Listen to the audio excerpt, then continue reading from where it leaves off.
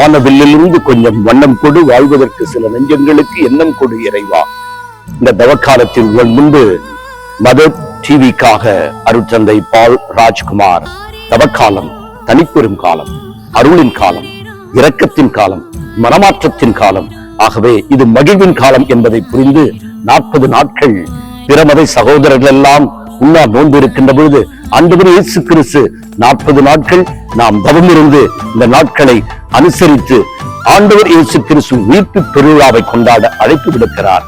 பஞ்சில் நடந்தாலும் பாதத்திற்கு வலிக்கும் என்று நெஞ்சில் சுமந்தேனே, நெருஞ்சியாய் போனதேனோ, பூச்சிரத்த வச்சாலும் கூந்தலுக்கு வாரம் என்று வஞ்சி உனக்காய் வருந்தினேனே, வஞ்சகியாய் போனதேனோ, கங்கை நதியாய் ஓடி வந்தாய், குளிர்வித்தாய், குணமளித்தாய், கண்ணீரும் பொங்கிடும் கண்ணீர் விழுத்து அமைத்து விடவா என்ற சோக ராகத்தை சுரந்திருத்து ஆனந்த ராகமாக, அபூர்வ ராகமாக மாற்றிக் கொண்டிருக்கிற தவக்காலத்தில் உங்களுக்காக இந்த இறை வார்த்தை. தவக்காலத்தின் முதல் நாளான புதன்கிழமை அன்று யோவேல் இறைவாக்கில் குறிப்பிடுகிறார், உங்கள் உடைகளை அல்ல உள்ளங்களை கிழித்துக் கொள்ளுங்கள்.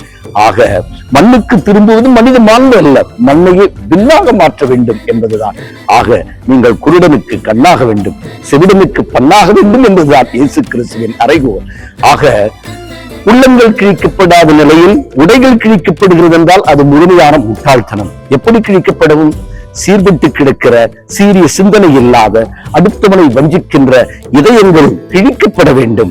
அடுத்தவனை ஏமாற்றுகின்ற தேவையில்லாத வக்கிரமான எண்ணங்கள் கிழிக்கப்பட வேண்டும். அப்படி கிழிக்கப்பட்டால் மாளிகையோ மண்குடிசையோ கோபுரமோ குப்பை மேடோ மனிதன் வாழுகின்ற இடம் அல்ல, அவன் இருக்கின்ற இதயம்தான் முக்கியம் என்பதை உணர்வோடு நாம் தெரிந்து கொண்டு மண்ணுக்கு திரும்புவது மனித மாண்பு அல்ல, மண்ணையே விண்ணாக மாற்றுவதுதான் மனித மாண்பு என்ற உணர்வோடு நவக்காலத்தில் உங்களுக்காக மதர் டிவிக்காக ஜெபித்து உங்களுக்காக வேண்டுகிறேன்.